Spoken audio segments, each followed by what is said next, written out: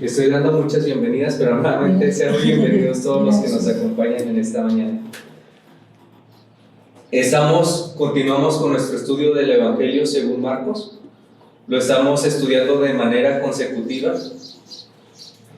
Actualmente estamos ubicados en el capítulo número 2, en lo que es la tercera línea de pensamiento, la cual se encuentra de los versículos 18 al 22.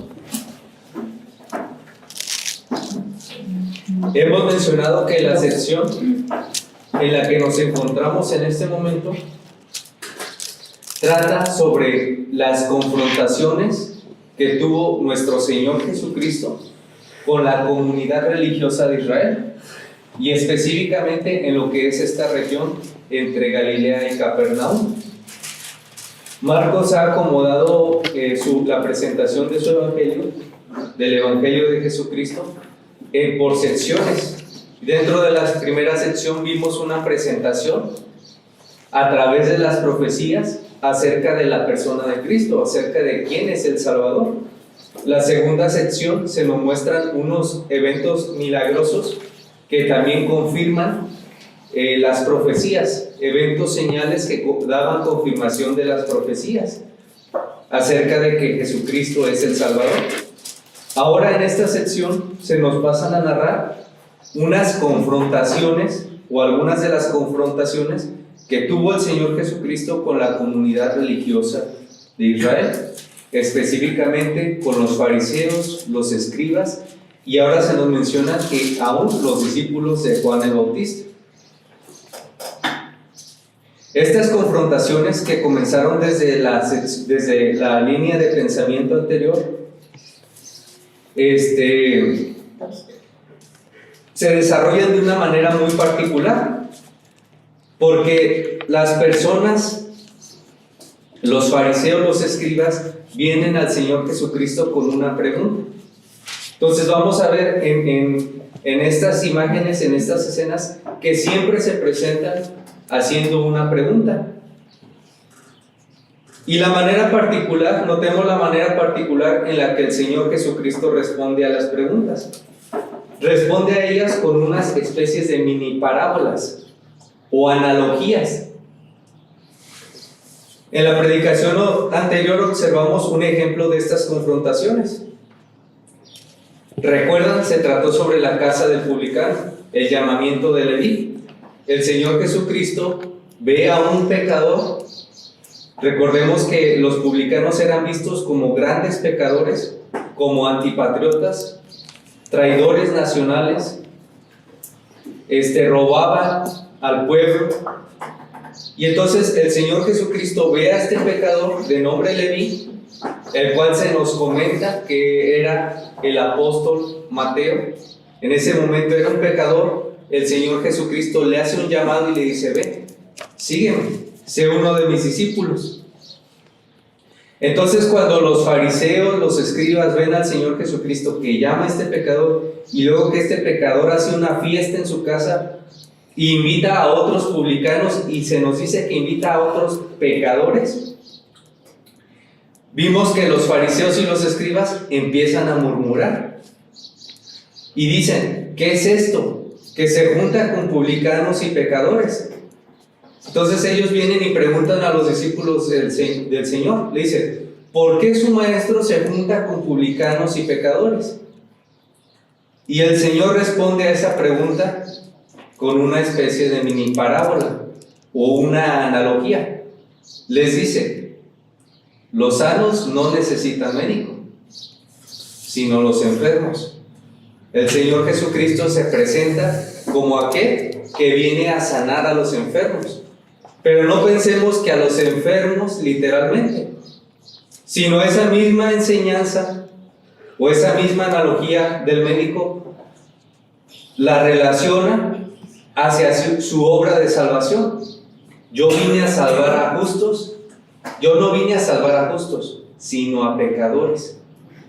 Entonces vimos una especie de parábola, mini parábola en la sección anterior. Bueno, esta misma sección o esta sección se desarrolla de la misma manera. Ahora debemos notar, o es importante que tengamos en mente cuál es el propósito, por qué razón es que vienen los escribas, por qué viene la comunidad religiosa de Israel al Señor. Ellos han escuchado de lo que Él ha venido haciendo, ellos han escuchado lo que Él había predicado. Recordemos que Él estaba predicando en las sinagogas. Él predicaba en las sinagogas, Él predicaba por la región del mar de Galilea. En el capítulo anterior, en la sección anterior, vimos que Él regresó a enseñar al mar, donde es que ve a Leví. Pero ¿por qué es que regresó a enseñar al mar? Y era porque las puertas de las sinagogas se estaban cerrando para que Él ya no enseñara. Pero eso no detuvo al Señor. Él continuó predicando, Él continuó enseñando. Y los pecadores seguían amontonándose para escucharlo. Entonces, juntamente con los pecadores, vemos que otro grupo se reúne para escuchar qué era lo que enseñaba el Señor. Y este grupo se refiere a los escribas, a los fariseos, a la comunidad religiosa de Israel. Pero ¿con qué propósito era que ellos venían a escuchar al Señor? Ellos no venían porque creyeran que lo necesitaban a Él. Ellos venían para examinar su enseñanza, para ver si su enseñanza era conforme a las tradiciones de los ancianos, conforme a las tradiciones que había desarrollado los rabís de la nación de Israel. Entonces, la comunidad religiosa de Israel viene al Señor, viene a escuchar su enseñanza para examinarla, y se topan con una gran sorpresa: que la enseñanza de Jesucristo era completamente diferente a lo que enseñaban, a las tradiciones a las cuales se conformaba la comunidad religiosa de Israel. ¿Cuál era la diferencia? La diferencia de la enseñanza del Señor Jesucristo y la diferencia de la enseñanza de los escribas y de los fariseos era que la enseñanza del Señor Jesucristo no trataba de agradar a los hombres. El Señor no buscaba agradar a los hombres. Por otra parte, Él condenaba toda la falsa religiosidad. Llamaba al pecado por su nombre, sin importar quién lo cometiese. Y esto lo vemos en el Sermón del Monte. ¿Qué dice el Señor en el Sermón del Monte? Ustedes oran, pero no lo hacen para Dios, lo hacen para ustedes mismos. Ustedes ofrendan, pero no lo hacen para Dios, lo hacen para ustedes mismos. Ustedes ayunan, pero no lo hacen para Dios, lo hacen para ustedes mismos. Entonces todo esto no agradó a la comunidad religiosa de Israel. Por lo tanto, lo que hasta el momento han escuchado los escribas y los fariseos de boca de Jesús ha provocado su descontento. La imagen que nos muestra esta escena o esta sección son confrontaciones entre el Señor Jesucristo con los religiosos de Israel. Ellos están sumamente molestos. Ellos están molestos porque toda la gente se va detrás de Él, porque las declaraciones que Él hacía parecen ser blasfemas y porque su enseñanza no era conforme a las costumbres. Estos son tres puntos claves que debemos de tener presentes en qué es lo que está causando el descontento entre la comunidad religiosa de Israel.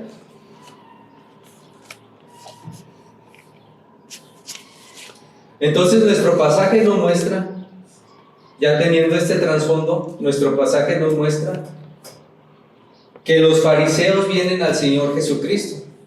Ellos vienen al Señor Jesucristo y le presentan una nueva pregunta. Ahora, el propósito de esta pregunta es encontrar un punto débil en la enseñanza del Señor. Porque si encuentran un punto débil, así podrán desacreditar el ministerio de Jesucristo. La pregunta que vamos a ver en esta mañana es en relación al tema del ayuno.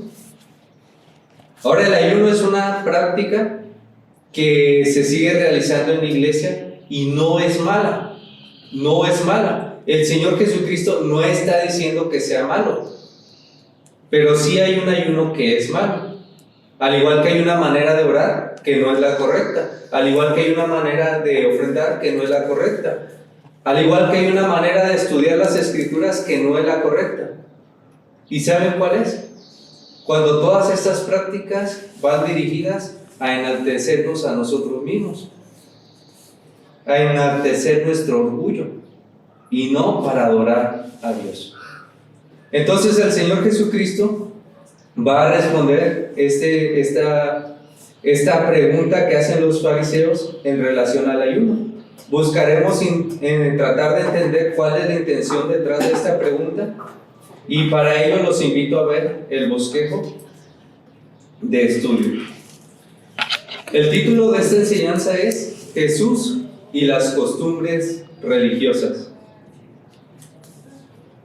Jesús y las costumbres religiosas. Nuestro primer punto será la cuestión sobre el ayuno. Nuestro segundo punto es dos analogías sobre el ministerio de Jesús. Y el tercer punto es dos analogías para reflexión. Vamos a ver entonces nuestro primer punto, que es la cuestión sobre el ayuno. Dice el versículo 18 de la siguiente manera: y los discípulos de Juan y los de los fariseos ayunaban, y vinieron y le dijeron: ¿por qué los discípulos de Juan y los de los fariseos ayunan, y tus discípulos no ayunan?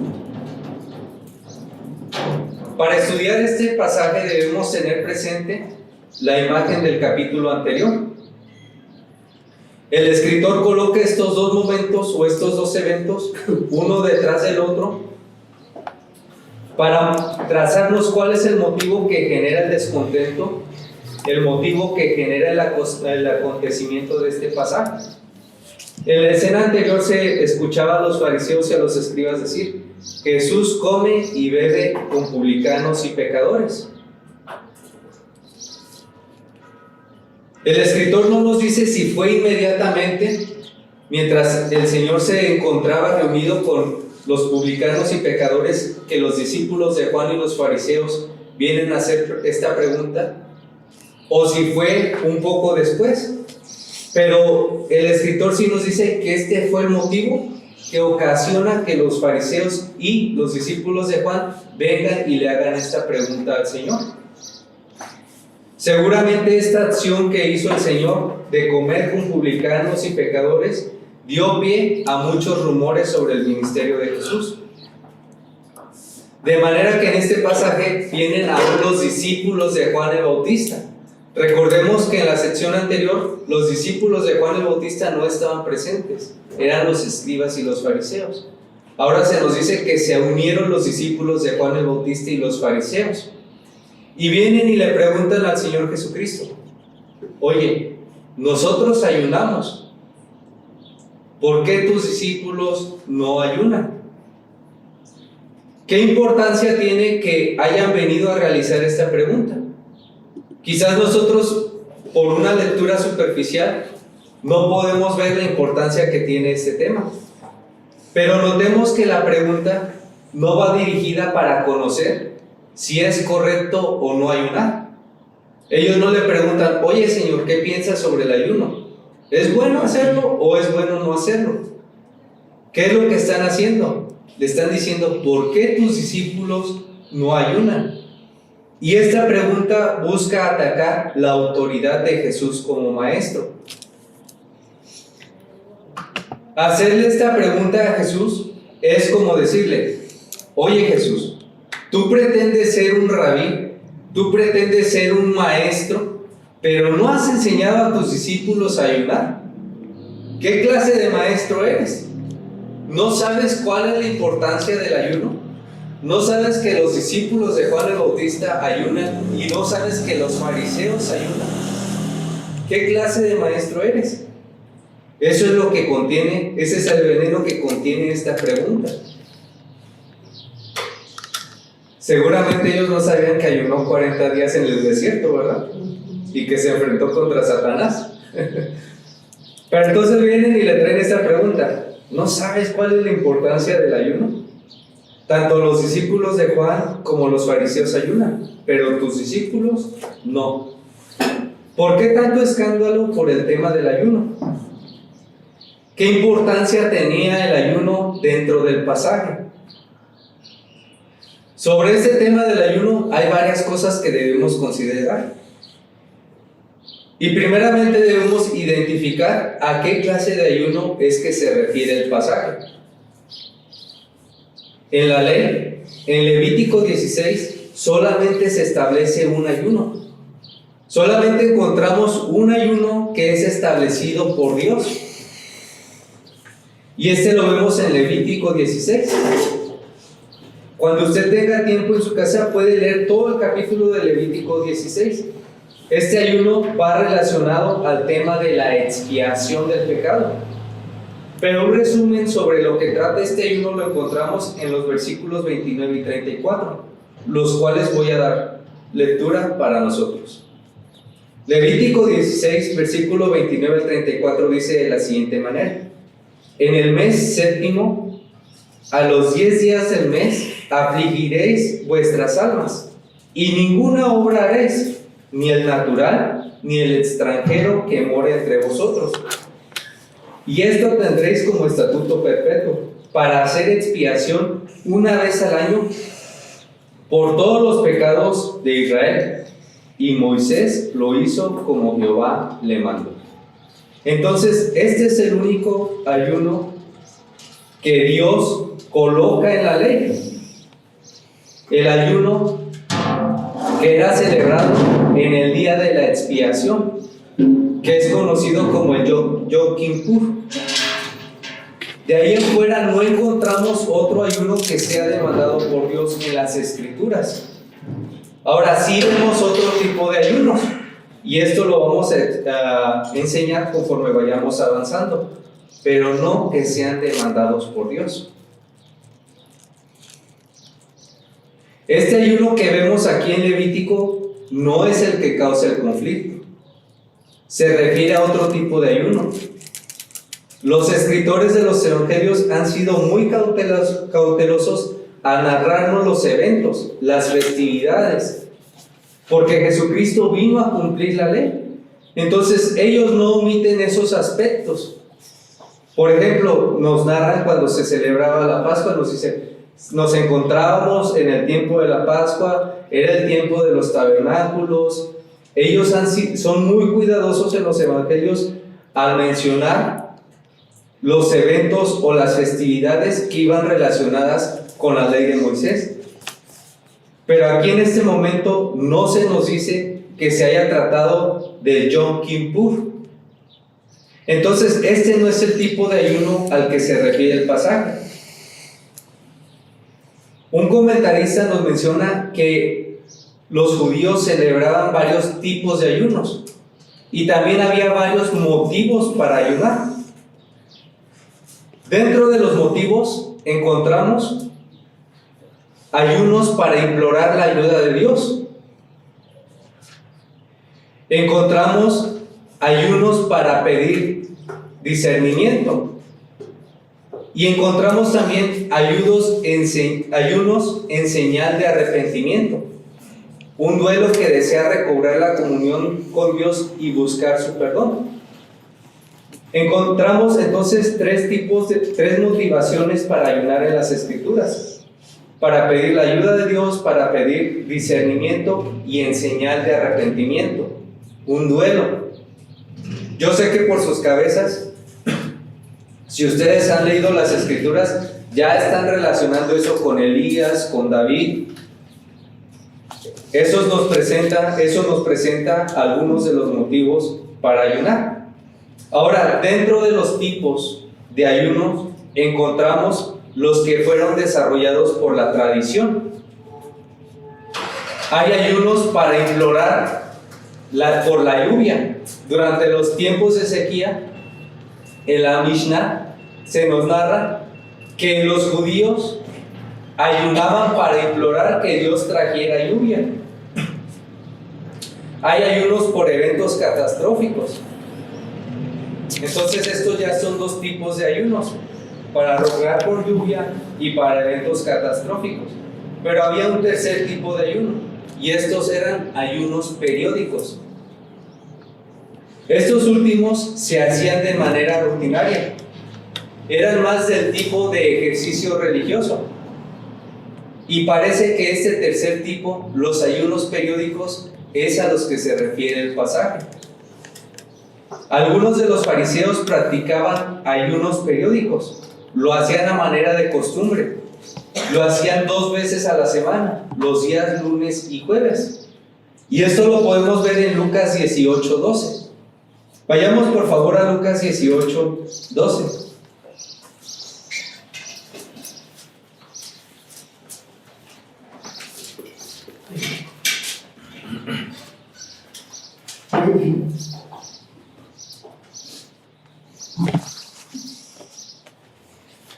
Entonces Lucas 18:12 dice de la siguiente manera: ayuno 2 veces a la semana, doy diezmos de todo lo que gano.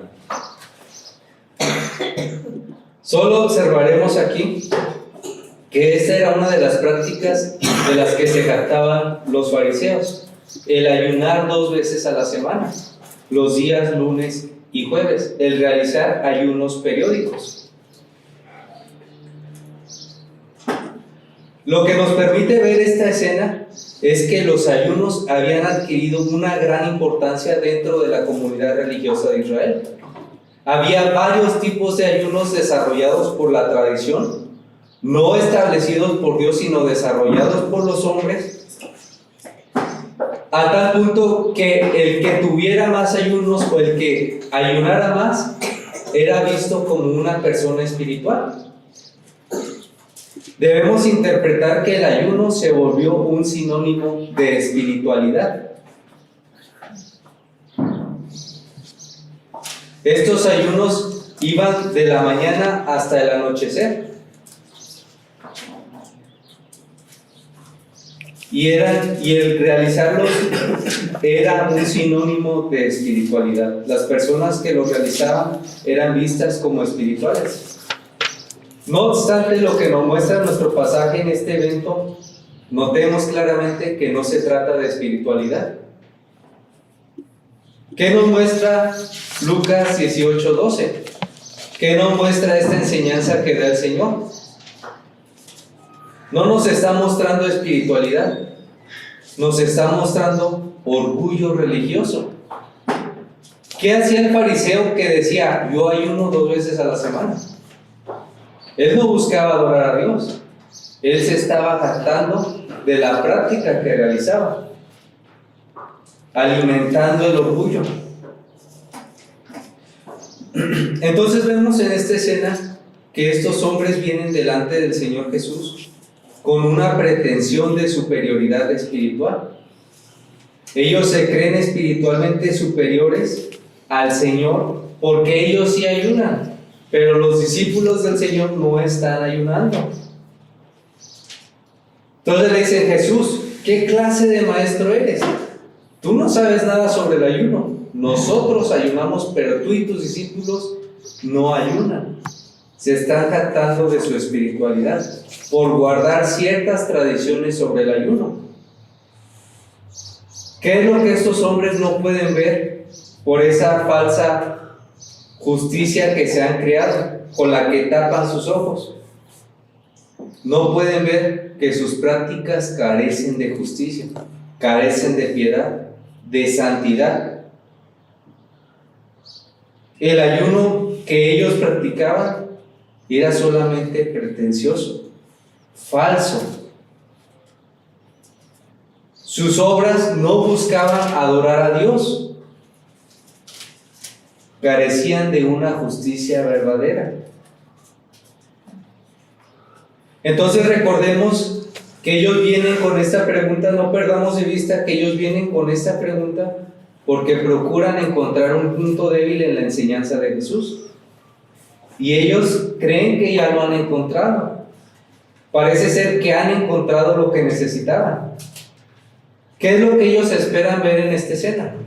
Jesús está rodeado de pecadores y publicanos, y ellos le dicen: ustedes comen y beben, ¿por qué no ayunan? Nosotros ayunamos. ¿Qué clase de maestro eres? Ellos esperan ver a un Jesús avergonzado. Esa es la imagen que nos está planteando Marcos. Ellos esperan ver a un Jesús avergonzado, tímido. Perdón, sí, no he enseñado sobre el ayuno. Tienen razón. No he conservado las costumbres. Tienen razón.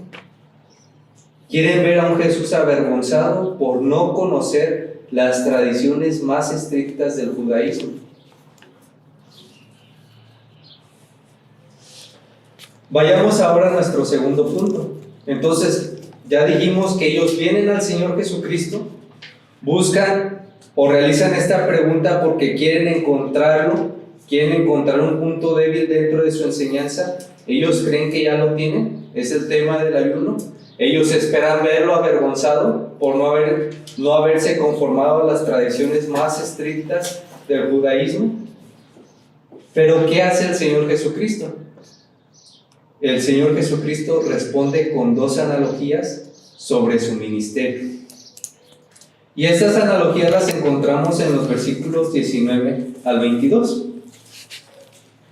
Jesús les dijo: ¿acaso pueden los que están de bodas ayunar mientras está con ellos el esposo? Entre tanto que tienen consigo al esposo no pueden ayunar, pero vendrán días cuando el esposo les será quitado, y entonces en aquellos días ayunarán. Nadie pone remiendo de paño nuevo en vestido viejo. De otra manera, el mismo remiendo nuevo tira de lo viejo, y se hace peor la rotura. Y nadie echa vino nuevo en odres viejos. De otra manera, el vino nuevo rompe los odres y el vino se derrama, y los odres se pierden. Pero el vino nuevo en odres nuevos se ha de echar. Ahora déjenme decirles una cosa. Si ustedes pensaban que el Señor Jesucristo está enseñando aquí sobre el matrimonio, o si piensan que el Señor Jesucristo está enseñando sobre costura, esa no es la idea. Esa no es la idea. Entonces los judíos se presentan con una cuestión sobre el ayuno, pero pongamos atención en lo que sucede. El Señor les responde con dos analogías o dos mini parábolas. En la primera de ellas dice: ¿acaso pueden los que están de bodas ayunar mientras está con ellos el esposo? Entre tanto que tienen consigo al esposo no pueden ayunar, pero vendrán días cuando el esposo les será quitado, y en aquellos días ayunarán. ¿Qué hace el Señor Jesucristo aquí? Utiliza una analogía sobre el matrimonio. Déjenme decirles que las bodas judías eran algo diferente a cómo nosotros celebramos las bodas. Y es que en las bodas judías se realizaba una fiesta que tenía por duración una semana. No había luna de miel, sino que después de la boda se celebraba una fiesta que duraba una semana. Un comentarista nos menciona que la semana de bodas era conocida como el tálamo nupcial, y era una fiesta en la que asistían los amigos más íntimos de la pareja. Era considerada como el tiempo más feliz de la vida de una persona. Es decir, tengamos en nuestra mente que durante aquellos días la vida era verdaderamente difícil. Se escaseaba de alimentos, se escaseaba de muchos de los servicios que tenemos en la actualidad. El trabajo era verdaderamente duro, ¿verdad? Nosotros nos quejamos por el calor que hace ahorita. Imagínense estar en esa región sin ventilador. Aquí tenemos ventilador. Pero entonces las condiciones de vida eran sumamente difíciles. La pobreza, había gran pobreza. Y entonces el momento más feliz de la vida de una persona era esta semana. la semana de bodas del tálamo nupcial. Se nos dice que era el tiempo más feliz de la vida de una persona. Entonces, el Señor Jesucristo toma esta analogía sobre el matrimonio y prosigue diciéndonos, este mismo comentarista: de acuerdo con la tradición rabínica, todos los que participaban del tálamo nupcial quedaban exentos de las prácticas religiosas, y en este caso particular del ayuno.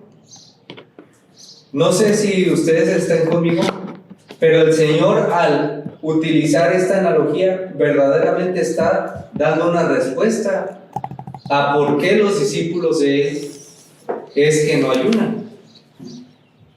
El Señor Jesucristo se está presentando como el esposo que está invitando a estos pecadores y publicanos a que vengan a las bodas del Cordero.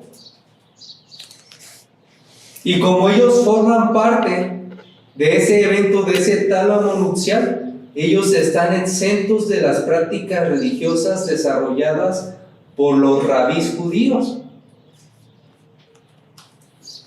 Y en este punto particular del tema del ayuno, ¿por qué tus discípulos no ayunan? Porque están conmigo, porque yo he venido a salvar a pecadores. Ellos están exentos de las prácticas religiosas que ustedes han creado. El Señor Jesucristo presenta su actuar describiendo lo que Dios hace con estos pecadores que atendieron a Él y le han escuchado. Ellos no están ayunando conforme a las tradiciones, porque están regocijándose de escuchar que la gracia de Dios se ha extendido a pecadores como ellos. Si yo hubiese sido el escritor del Evangelio según Marcos, hubiera puesto un paréntesis después de narrar esta historia y hubiera colocado: ¿están locos? No es momento para ayunar. Vendrán momentos de dolor, de tristeza, de persecución, donde se deberá ayunar. La iglesia sí va a pasar, y sí pasó a través de esta clase de momentos. Recordemos que cuando el Señor Jesucristo es subido al cielo, ¿verdad?, asciende al cielo, ¿qué pasa con la iglesia? Les aseguro que sí vinieron momentos de oración y de ayuno, ¿verdad?, a causa de la persecución, de la oposición. Pero ¿qué pasa aquí? ¿Por qué el Señor Jesucristo responde de esta manera? Y es que en esta analogía está presentando que en ese momento que está Él con sus discípulos, que está Él enseñando la voluntad de Dios, y que está Él mismo, que es el Hijo de Dios encarnado, que vino a salvar a los hombres, que en ese momento no es momento para ayunar. ¿Qué era momento de hacer? Era momento de estar con Él y escucharle. Y eso era algo que no hacían ni los escribas, ni los fariseos, ni los discípulos de Juan. Ellos estaban actuando, respondiendo a la enseñanza del Hijo de Dios con incredulidad. Entonces, como les decía, entre paréntesis yo hubiera colocado: ¿están locos? No es un momento para ayunar. Es momento de observar que Dios ha cumplido la promesa que había declarado en el Antiguo Testamento, que su Hijo vendría y moraría con nosotros, Dios con nosotros, Emmanuel. Pero estos hombres, debido a su ceguera religiosa, siguen creyendo que no necesitan al Salvador, que su justicia les basta. Estos hombres creen que su justicia les basta, que no necesitan al Salvador. Esto lo vemos en la oración del fariseo. ¿Qué le dice en la oración del fariseo? ¿Qué le dice al Señor? No le dice: gracias, Señor, te agradezco porque has procedido con misericordia y has perdonado este pecado. No le dice así. Te doy gracias porque yo diezmo, porque yo ayuno, actuar con arrogancia delante de Dios. Y esa no es la manera de actuar delante de Dios. En la sección anterior, cuando el Señor Jesucristo dice: yo vine a salvar a pecadores, no a justos. ¿Quiénes son los pecadores? Para los fariseos, los pecadores eran los que no se acomodaban a las costumbres, a las tradiciones. Para Dios, ¿quiénes son los pecadores? Todos. Todos. Todos. Es que usted piensa mal. Pensar mal es pecado. Es que usted codicia. Codiciar es pecado. Hablamos de que para Dios no hay pecados grandes ni pecados pequeños, ni pecadores más grandes ni pecadores más pequeños. Todos los hombres que quebrantan un punto de la ley, se nos dice que han quebrantado toda la ley. ¿Cuántos pecadores nos dice Dios que hay? Ya lo vimos en lo que decía con Abraham, ¿verdad? Pero si hay un justo, no hay ni un justo, ¿verdad? Lo vimos en distintas escenas en las Escrituras.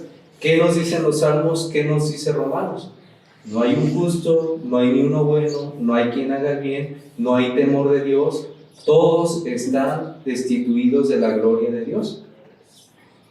Entonces estos hombres tienen una confianza falsa en una supuesta justicia que se basa en sus obras,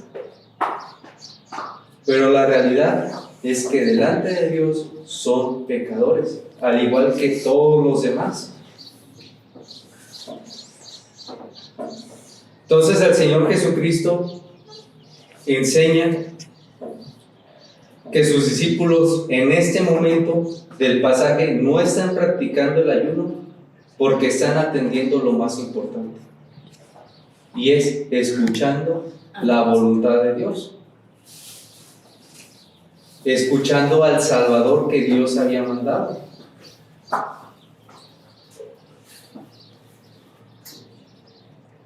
Algo bien curioso. ¿Qué hacían la comunidad religiosa de Israel? Se reunían en las sinagogas, ¿verdad? Y ellos buscaban adorar a Dios. Pero cuando viene Dios, entra en las sinagogas y comienza a enseñarles y llama al pecado por su nombre y les revela su voluntad. ¿Qué le hacen? Les cierran las puertas y lo sacan. Y eso es lo que la gente hace con Dios. No quiere que Dios les enseñe su palabra. Las personas no quieren que Dios les enseñe su palabra. Más que nada, las personas que confían en una falsa justicia, en un falso sentido de justicia, de moralidad. Yo he conocido a varias personas que creen que no necesitan el Evangelio. Y ya lo decían en la enseñanza anterior a manera de broma. Bueno, tú no necesitas a Cristo, ¿no? Yo me porto bien, yo no peco, es más, yo no he quebrantado la ley de Dios. Tú amas al Señor tu Dios con todo tu corazón, mente, fuerza, espíritu, y amas a tu prójimo como a ti mismo. Sí, yo lo hago. Vamos a preguntarle a sus esposas, ¿verdad? A ver si es cierto. ¿Cómo es con ustedes?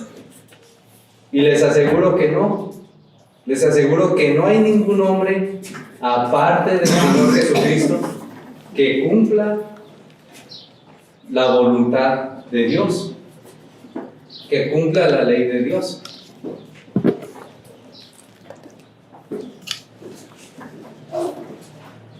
Entonces, estos hombres confían en su falsa justicia y creen que no necesitan al Salvador.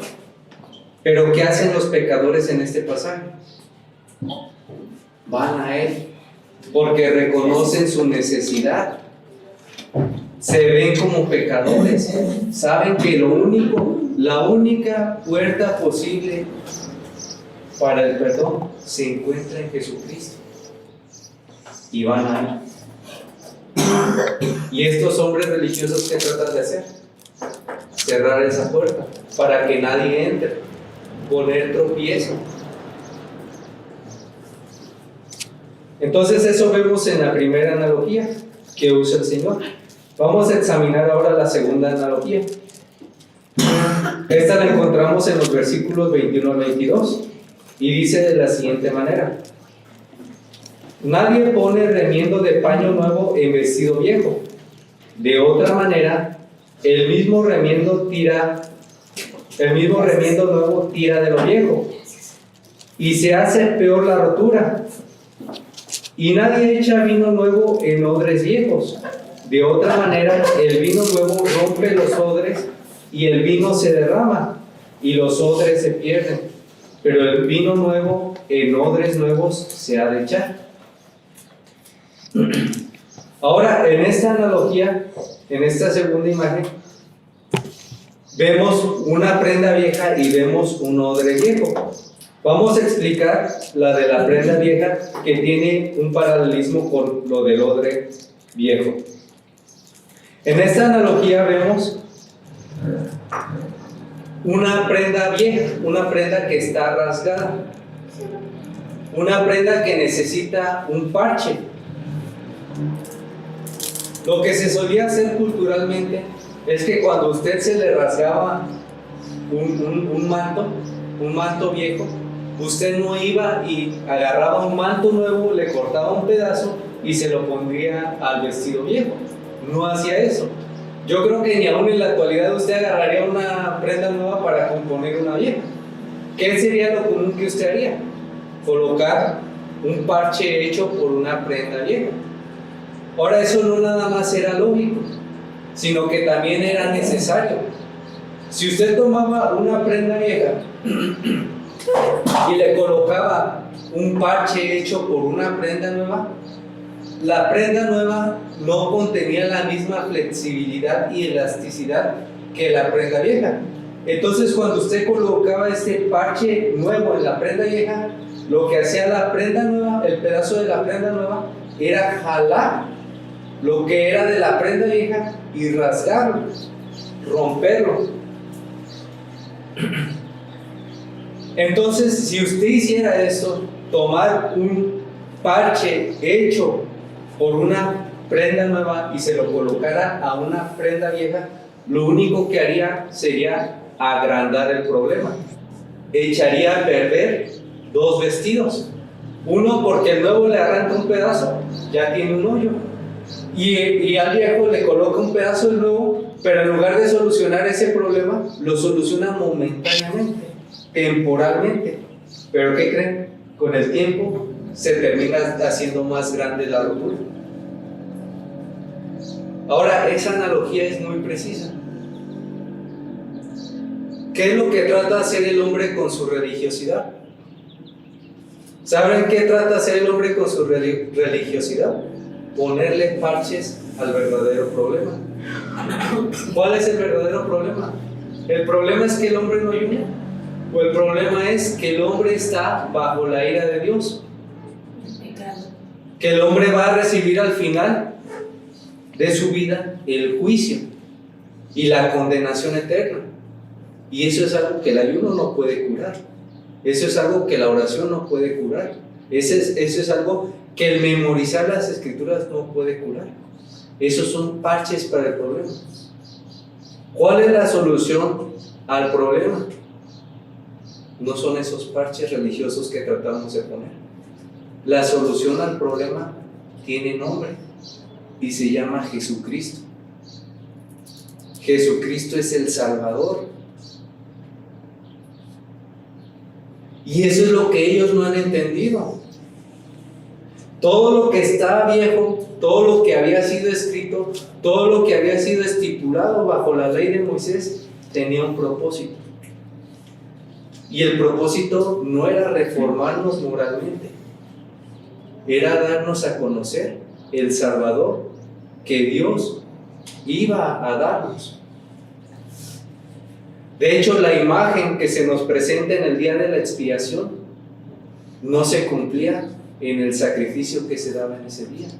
Por eso se hacía anualmente, para recordar esa necesidad. Dios iba a proveer el sacrificio para dar expiación de los pecados. ¿Qué es expiación de los pecados? Ya dijimos lo que era: quitar todos nuestros pecados delante de los ojos de Dios, poner nuestra cuenta delante de Dios en ceros. Porque déjenme decirles que ni uno que tenga un solo pecado va a entrar al reino de Dios. Todos esos pecados tienen que ser pagados, borrados, quitados. Y eso no lo puede hacer usted ni con ayuno, ni con ninguna tradición que el hombre haya creado. Lo va a hacer solamente a través de lo que Dios ha dado para perdonar los pecados. Y lo que Dios ha dado es lo que verdaderamente soluciona este mal. Y es un Salvador. Es al Salvador. Es a Jesucristo. Entonces el Señor Jesucristo utiliza esta analogía para presentar su ministerio. ¿Y qué nos dice en esto? Que Él es el que viene a cumplir lo antiguo.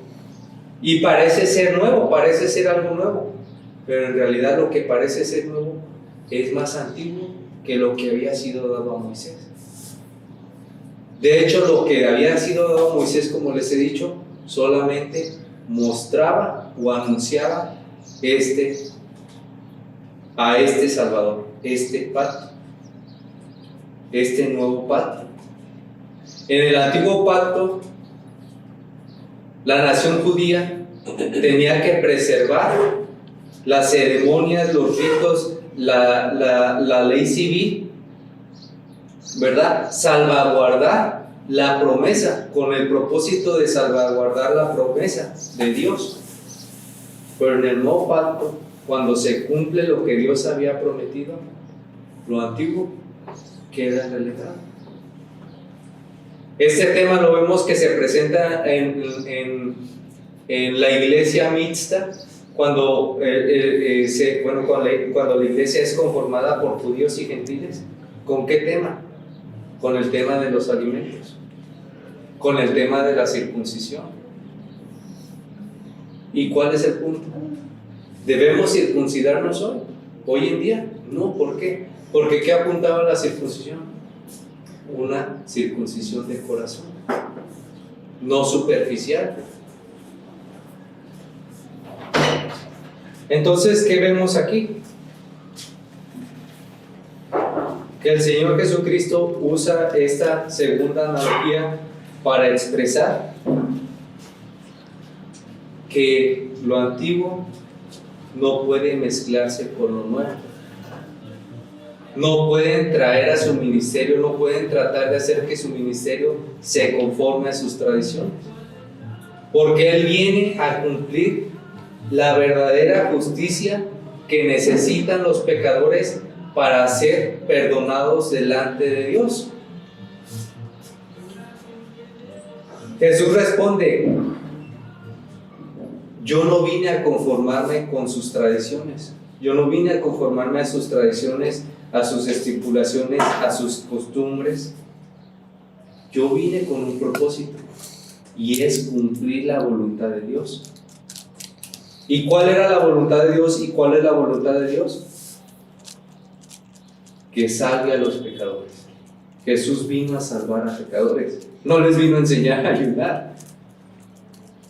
Nos vino a salvar y a hacer de nosotros verdaderos adoradores.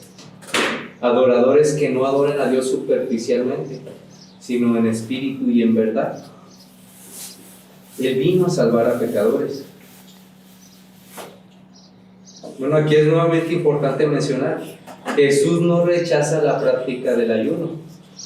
Jesús no rechaza la práctica del ayuno, pero sí reprende totalmente hacerlo como una costumbre que fomente el orgullo y que produzca un falso sentido de justicia.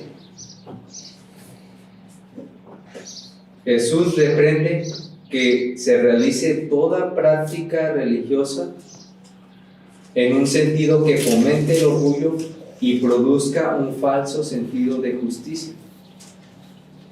Y esto no pasa en la iglesia hoy en día, ¿verdad? Sí pasa. Sí pasa. ¿Por qué hay peleas entre hermanos? ¿Por qué unos persiguen a los otros? ¿Saben por qué? Por un falso sentido de justicia. Porque el Señor Jesucristo enseña que debemos perdonar a los que nos ofenden como Él nos ha perdonado.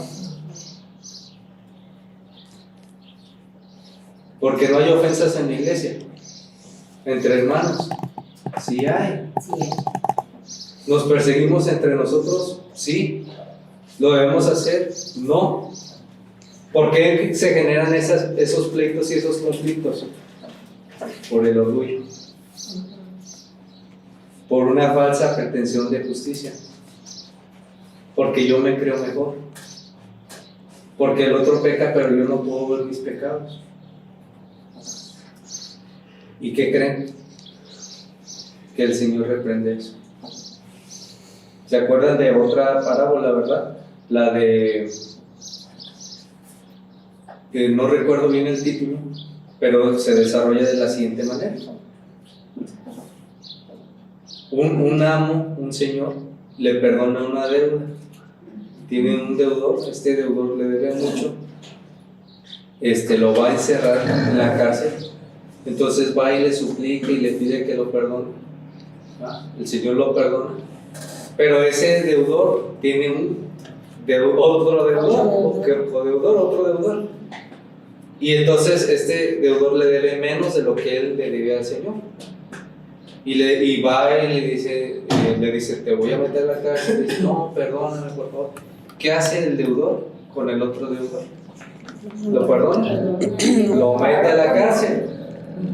¿Qué hace el amo cuando escucha lo que hizo al deudor que había perdonado?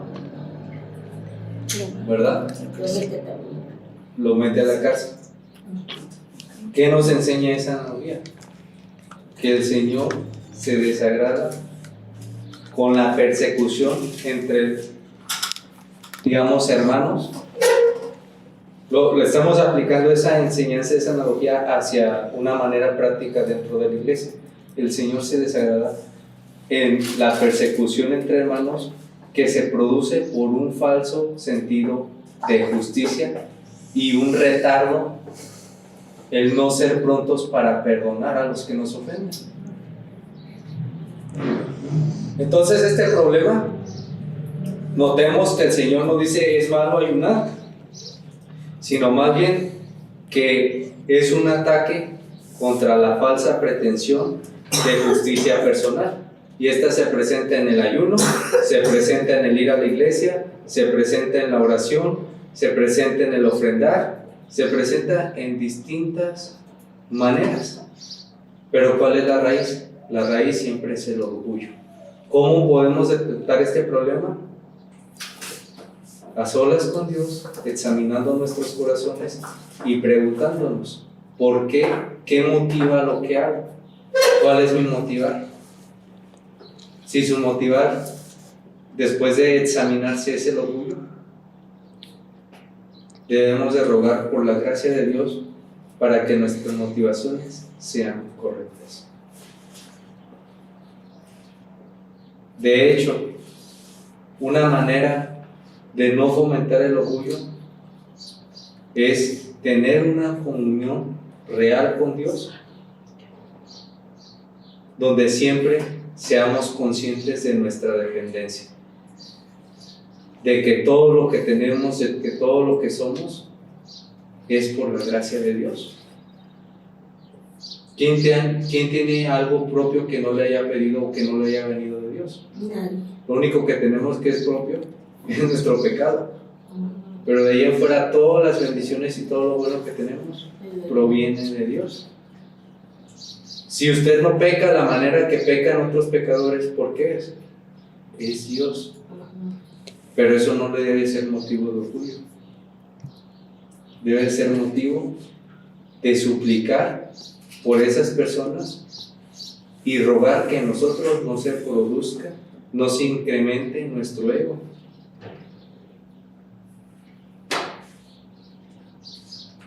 Entonces el Señor, ¿qué hace aquí? Reprende la manera de actuar superficialmente, de pretender una justicia por nuestra conducta superficial. lo que dice el Señor en estas analogías, lo que dice el Señor básicamente es lo siguiente: mis discípulos no necesitan seguir sus falsas pretensiones religiosas que enaltecen sus egos, puesto que yo soy su justicia. Yo he sido enviado a formar un pueblo de verdaderos adoradores. Esa es la respuesta del Señor. ¿Por qué tus discípulos no ayunan? Porque yo soy su justicia. Yo he venido a formar un pueblo de verdaderos adoradores. El ayuno no es malo. Vendrán momentos en que ellos ayunarán, pero lo harán en un sentido de adoración verdadera, real, y no como una costumbre, como ustedes lo hacen. Eso es lo que le responde el Señor a los fariseos. Les dice: yo vine a salvar a pecadores, hombres que carecen de toda justicia, que reconociendo su pobreza espiritual vienen a mí. Ahora, no digo a mí, no digo yo, es lo que diría el Señor. Yo vine a salvar a pecadores, hombres que carecen de toda justicia, que reconociendo su pobreza espiritual vienen a mí, y no los echo fuera.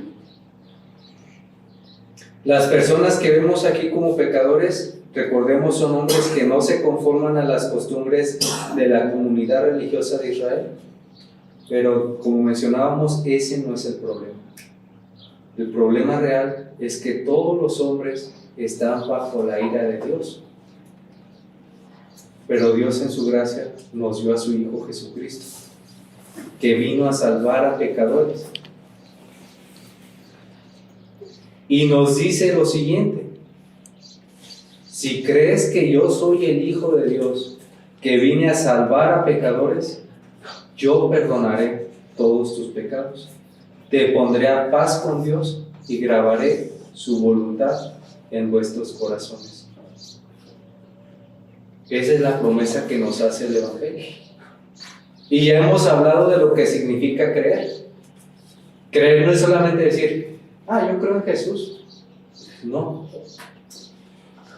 Creer es conocer a Jesús. Creer es confiar en Jesús. Y creer es incluso un cambio en la voluntad de seguir el pecado, ahora a seguir al Salvador. Entonces, eso es la fe. La fe es abrazarnos enteramente a Jesús, confiando en Él como nuestro Salvador, y caminar con Él. Si usted cree que necesita a Jesús una sola vez, un solo momento de su vida, está muy equivocado. Para siempre. Recordemos nuevamente la analogía del yugo, ¿verdad? Teníamos un buey que era el que ya estaba adiestrado, y tenemos un buey que apenas va a ser enseñado, ¿verdad? A arar. Entonces colocaban el buey más adiestrado y juntamente con el que estaba siendo enseñado, y el buey adiestrado iba guiando al otro. Esa es una analogía que nos enseña cómo nosotros necesitamos al Señor en nuestro camino hacia el reino eterno de Dios. Si nosotros no caminamos con el Señor, si Él no nos hubiese dado su Espíritu Santo, nunca llegaríamos hasta el reino de Dios. Pero es gracias al Señor que Él nos lleva, y es gracias a su Espíritu que nosotros tenemos la certeza de que llegaremos a ese lugar que nos ha sido prometido. Si estuviera dentro de nuestras propias fuerzas, no lo haríamos. Si fueran nuestras obras las que lograran hacer eso, nunca lo alcanzaríamos. Tenga en mente cuántos pecados ha hecho usted durante toda su vida. 1, 2, millones o billones. ¿Hay un solo día que usted no haya pecado? no. Si dice que sí, es un mentiroso y ya pecó. Ujú. Ni un solo día, un solo pensamiento, un solo momento de ira, una mentirilla. Se codició algo, ay, es que mi vecina tiene una casa más grande, más bonita. No. Y déjenme decirles que en la actualidad, esos pecados son los que fomenta la sociedad. ¿Sí o no? Sí. ¿Qué nos vende? Nos pasa vendiendo la sociedad y antojándonos y enseñándonos más cosas y salió una tele y ya uno quiere esa tele, salió un iPhone y ahora ya quiere uno de eso. El contentamiento cristiano ya es cosa del pasado, ¿verdad? Nunca estamos a gusto con lo que Satisfechos. tenemos. Nunca estamos satisfechos. No. Pero ¿quiénes deben complacer a quién? ¿Dios al hombre o el hombre a Dios? Nosotros a Dios. ¿Y qué es lo que hacemos? Buscamos complacernos a nosotros mismos. Si la salvación fuera lograda por lo que nosotros pudiéramos ofrecerle a Dios, lo único que le ofreceríamos, ¿qué sería de acuerdo con Isaías? Nuestras mejores obras, ¿qué eran? Como un paño menstrual, hediondo, apestoso, asqueroso. Eso es lo que son nuestras mejores obras. Gracias a Dios por Cristo. Porque el apóstol Pablo, el gran apóstol Pablo, porque él dice, imagínense Pablo, ¿verdad? Si él hubiera seguido en el fariseísmo, hubiera tenido mucho de qué jactarse. Yo trabajo para la iglesia, yo doy mi dinero para la obra del Señor, yo hago esto, aquello, lo otro, una lista, ¿verdad? Y al final, ¿qué dice? Él dice como el fariseo, bueno, Dios, te doy gracias por esta justicia propia, te la ofrezco, ¿no? ¿Qué dice siempre el apóstol Juan? Gracias doy a Dios por Jesucristo, Señor nuestro. ¿Qué dice en Romanos 7 en esa lucha con el pecado? Buscando iba a hacer la voluntad de Dios, encuentro que hay en mí otra ley, que es la ley del pecado, la cual me lleva a que aunque yo queriendo hacer bien, termino haciendo el mal. Miserable de mí, ¿quién me librará de este cuerpo de muerte? ¿Qué dice al final? Gracias doy a Dios por mi Señor Jesucristo. Porque es gracias al Señor Jesucristo que nosotros obtenemos y recibimos la gloria. No por nuestros méritos, no por lo que hagamos nosotros. No hay ningún ser humano que tenga un mérito delante de Dios.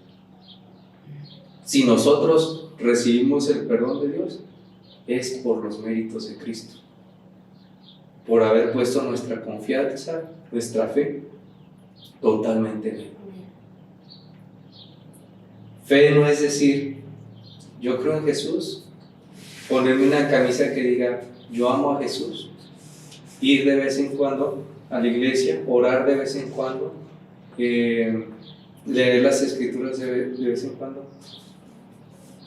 Imagínense qué dirían los santos, los creyentes de la iglesia en sus primeros días, encendidos como antorchas, alimento para leones.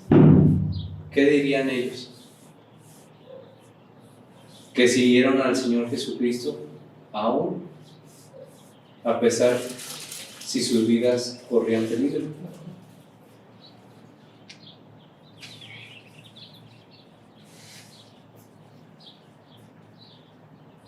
Creer en Cristo y seguir a Cristo es realmente eso lo que dicen las palabras. Seguir a Cristo. Seguir a Cristo, caminar con Él en el día a día, independientemente de la situación. Caminar con Cristo, eso es la fe. Crecer en conocimiento del Salvador, ¿verdad? Crecer en confianza en Él y avanzar con Él. seguirle a Él.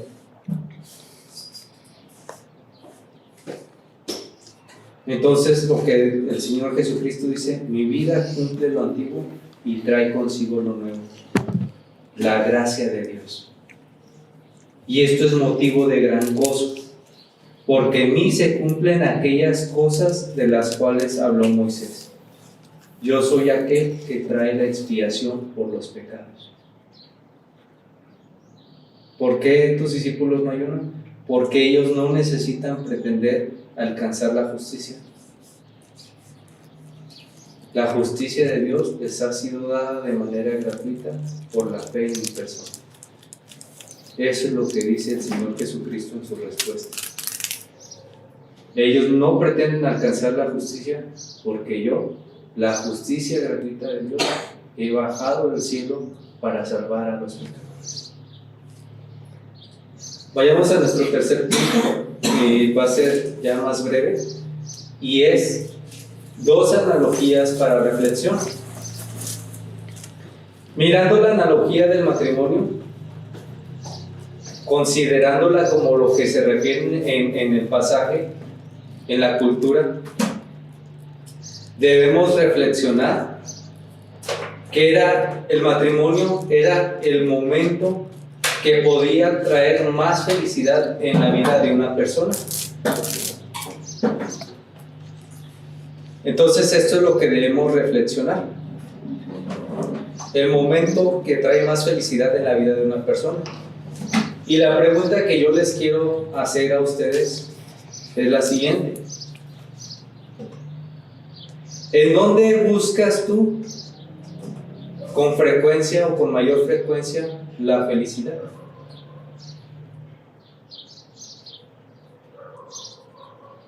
En la actualidad existe felicidad express. Es momentánea, es rápida y es pasajera. ¿Dónde buscas tú la felicidad? En Dios. ¿Seguro que la buscas en Dios? Sí. Generalmente las personas la buscan en el entretenimiento, en los bienes materiales o en momentos recreativos. Pero ¿qué nos enseña el pasaje a través de esta analogía del matrimonio? El Señor nos dice que el recibir el perdón de Dios en Cristo es comparado con la época más feliz que pueda existir en la vida de una persona. ¿Por qué razón? Porque lo presenta como la paz con Dios, esa paz que tú no podías alcanzar. Obtener el perdón y la paz con Dios es el momento más feliz que puede existir en la vida de una persona. Gozo verdadero para el alma. ¿Por qué? La conciencia ya no es cautiva del pecado. La voluntad de Dios nos es conocida. Somos librados de las falsas tradiciones que no nos dejaban ver ni conocer a Dios, ni conocer su voluntad, que nos mantenían oscurecidos. Ya no hay incertidumbre por la muerte. No sé si usted alcanza a ver cuál es la importancia o el grado de importancia de estas cosas que les he mencionado. Pero medite tan solo sobre el tema de la muerte. ¿Qué ha de ser de usted después de la muerte? Si usted ha creído en Cristo, ya no tiene que temer por eso, porque después de la muerte solo escuchará: venid, amados míos, y regocijaos conmigo, porque yo he vencido sobre la muerte. Escuchará a Cristo diciendo esas palabras. No sé, medite sobre conocer la voluntad de Dios. Usted vivía conforme a su propia voluntad, pero ¿hacia dónde iba? ¿Qué rumbo seguía? Usted quería ser un artista de cine, ¿verdad?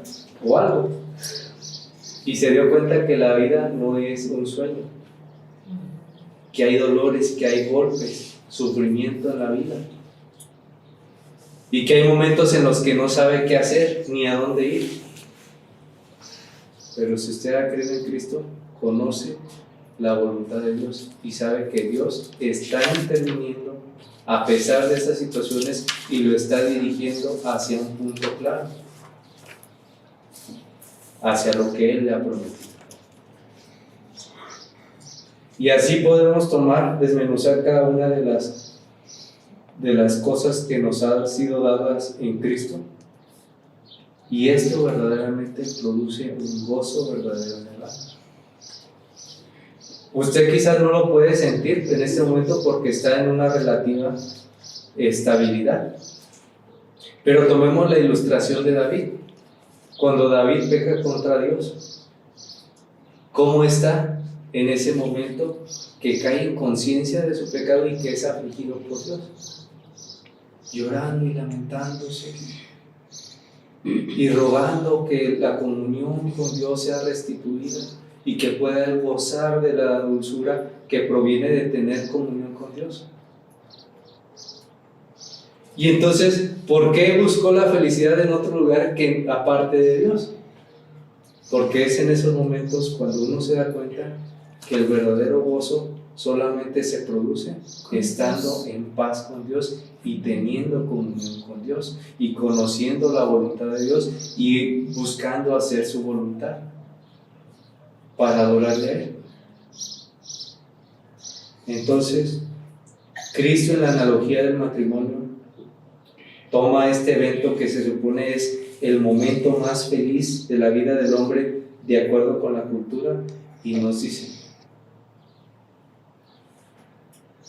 que el tener comunión con Dios, el tener paz con Dios, el conocer su voluntad, que viene por el creer en Él, que Él es el que nos lo enseña y el que logra esta reconciliación con Dios, produce un gozo que no se compara con ningún otro gozo que pueda experimentar el hombre en esta vida.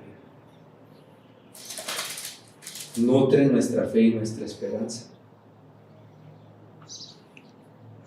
La felicidad pasajera nutre el deseo. La palabra de Dios, Cristo, su Espíritu, nutre nuestra fe y nuestra esperanza. A usted le debe producir gozo que si usted ha creído en el Salvador,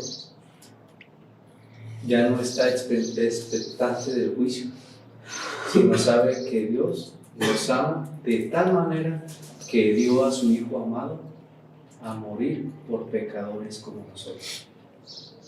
Eso debe de producir un gozo real en el alma. Es una gran noticia saber que Dios no cierra la puerta a los pecadores. ¿Qué hubiera pasado si Dios hubiera actuado al proceder de los fariseos y de los escribas? ¿Verdad?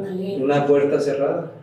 Tienen razón. Ellos no entran ni tampoco ustedes. Nadie. Todos son pecadores y voy a hacer lo mismo que hice con Sodoma y Gomorra y voy a hacer lo mismo que en el diluvio. Y nadie va a entrar. Pero ¿qué hace Dios? Dios no cierra la puerta a los pecadores. ¿Qué hace? ¿Qué nos muestra Cristo? Cristo es Dios mismo, Dios encarnado. ¿Y qué hace Cristo? Se acerca a los pecadores, los llama, perdona sus faltas, ¿verdad? Transforma nuestras vidas y nos lleva a la gloria. En la segunda imagen, recordemos que son dos analogías para reflexión. En la segunda imagen, ya había dicho que era breve, pero perdón. En la segunda imagen vemos la relación con los vestidos y con los odres. Y esta relación vamos a analizarla desde el punto del Evangelio y las tradiciones religiosas. Y es que la iglesia debemos de cuidarnos de las prácticas y de las costumbres externas. Mi pastor solía decir que él una de las grandes verdades de las cuales se dio cuenta durante su carrera ministerial era que él no podía sustituir al Espíritu Santo. Y es que el Espíritu Santo, a través del estudio de la palabra, a través de la predicación de la palabra, es el que va transformando nuestras vidas. A mí me ha tocado estar en iglesias en que les imponen el ayuno, y eso no es así.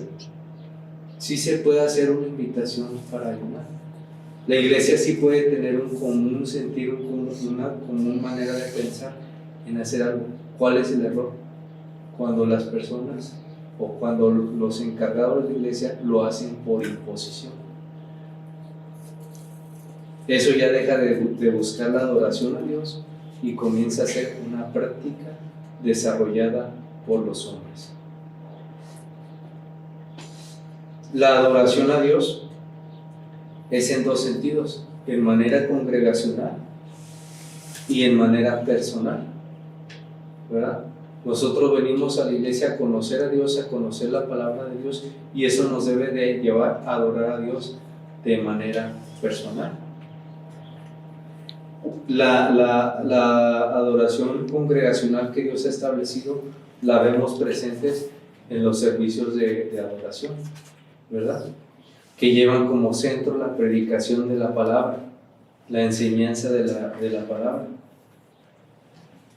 Las demás cosas deben ser en un mismo espíritu y de manera unida, de manera congregacional, pero cuidarnos de no hacerlo por imposición. Un ejemplo: si nosotros comenzamos a hacer estudios los domingos por la tarde, podemos llamar a las personas a venir a ellos, pero no vamos a perseguir a las personas porque no vinieron a los estudios. ¡Ay! ¿Por qué no viniste? No, eso no es así. Que Dios se encargue. Sí debemos de preocuparnos por las almas de las otras personas, sí debemos de tratar de edificar a los hermanos, pero eso no es sinónimo de perseguirlos. Recordemos que nosotros no podemos sustituir la obra del Espíritu de Dios. Eso pasa muy comúnmente. Yo no soy papá, pero yo he visto que eso pasa muy comúnmente entre padres e hijos. Padres cristianos e hijos. Obviamente el deseo de un padre que su hijo siga al Señor. Pero ¿qué se debe dar cuenta a veces un padre? Que un padre no puede cambiar el corazón del hijo. ¿Qué puede hacer el padre? Rogar por su hijo, enseñarle los caminos del Señor, pero el hijo es responsable de lo que va a hacer y es responsable delante de Dios, ¿verdad? ¿Por qué menciono esto? Porque muchas veces los padres también buscan hacer cristianos obligatorios, o sea, como sí, incluso los esposos. ¿Por qué no lees la Biblia? ¿Por qué no lees esto? ¿Por qué no estudias? ¿Por qué? Por eso no le digo nada mío. ¿A tu novio? No, es bueno hacerlo de una manera que no sea proselitista, de manera de persecución. Puede ser espontáneo, con propósito de edificar, pero no por persecución. Entonces debemos de cuidarnos de esto. Debemos de hacerlo de una manera. Cuando nosotros buscamos compartir el Evangelio, lo debemos de hacer con un propósito: que Dios sea glorificado y de una manera misericordiosa. Cuidarnos de que no sea de una manera a manera de imposición, de manera que las personas vengan, se sientan comprometidas y todo esto, pero no con Dios. O sea, debemos de cuidarnos de que no sea de esa manera. Que si las personas vienen y todo sea porque Dios comienza a obrar en sus vidas, comienza a abrir sus mentes. La persona nunca va a entender la gravedad del pecado a menos de que Dios lo haga entrar en conciencia de lo horrendo que es el pecado. La persona nunca va a entender la grandeza de la obra de Cristo se va a burlar de la cruz, se va a burlar de Cristo, va a cuestionar la palabra de Dios, a menos de que Dios demuestre que Cristo es el único que puede salvar a los pecadores. Entonces debemos de cuidarnos de eso. Debemos de cuidarnos de que lo que hagamos no forme parte de una tradición desarrollada por los hombres que buscan poner cargas pesadas a los otros pecadores, que era lo que hacían los fariseos. Nuestra tarea es presentarles al Cristo de las Escrituras, y el Señor se va a encargar de obrar en la vida de los pecadores. El Señor es el que se va a encargar de llamar a los pecadores, así como lo hizo con Leví.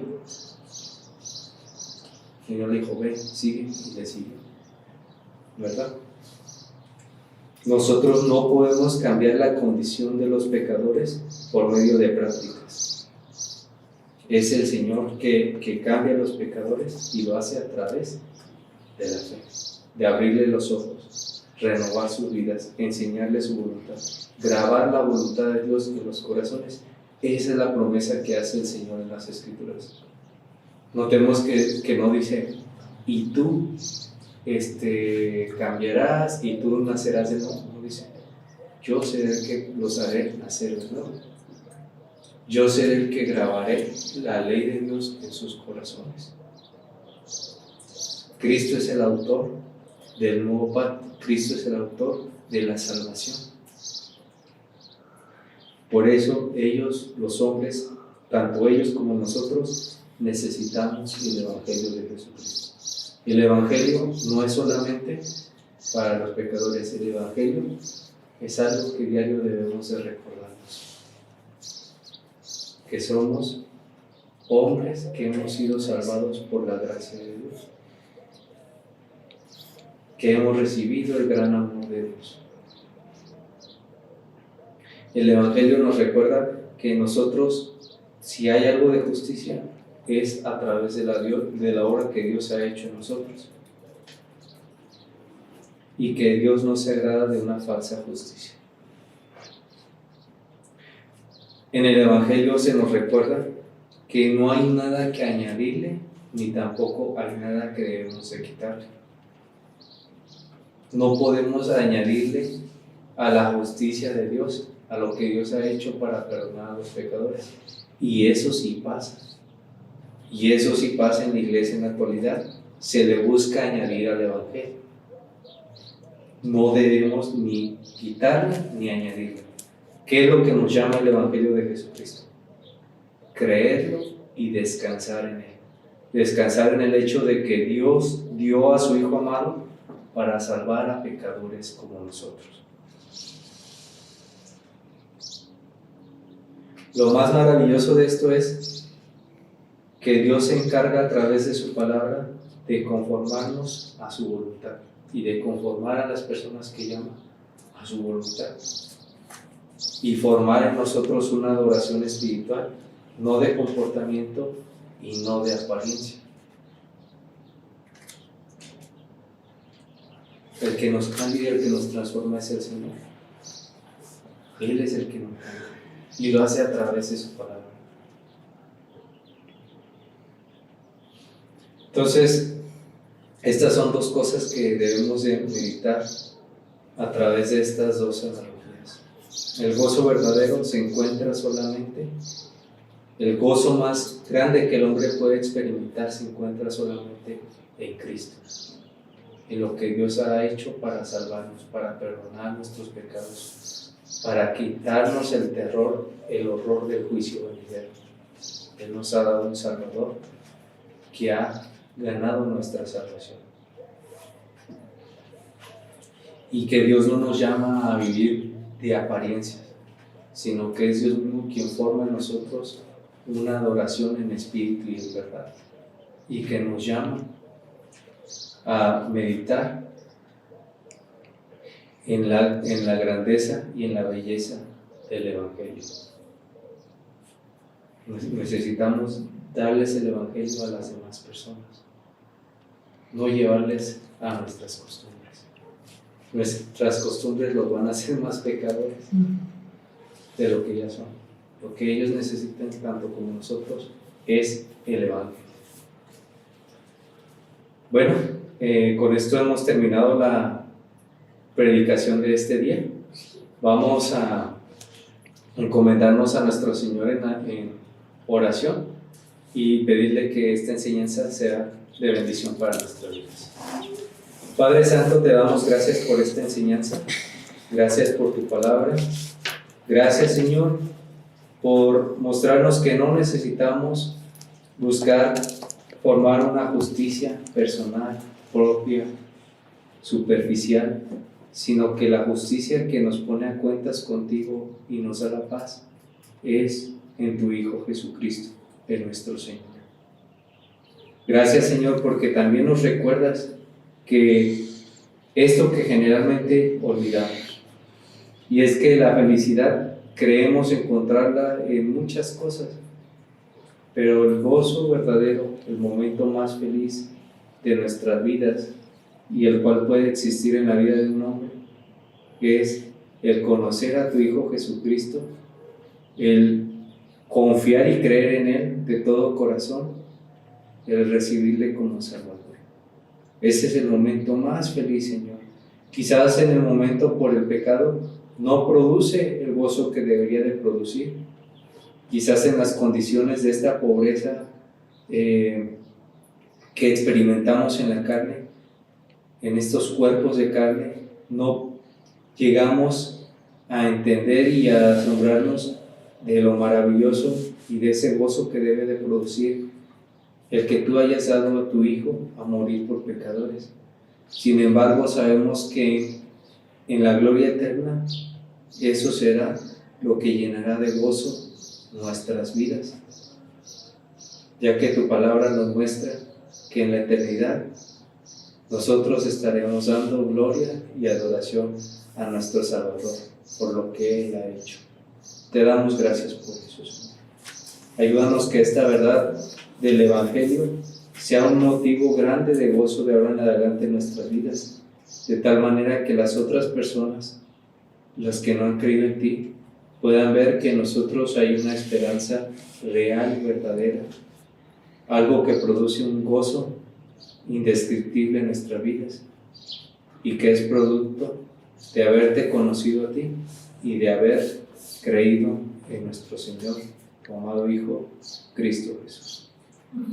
Produce por favor mucho fruto en nuestras vidas, Señor, y que todo lo que surja sea para tu gloria. Bendice esta predicación y llévanos a meditar, por favor, y también que lo que tú pongas en nuestras mentes y nuestros corazones sea para tu gloria. Te damos gracias y te pedimos esto en Cristo Jesús nuestro Señor. Amén.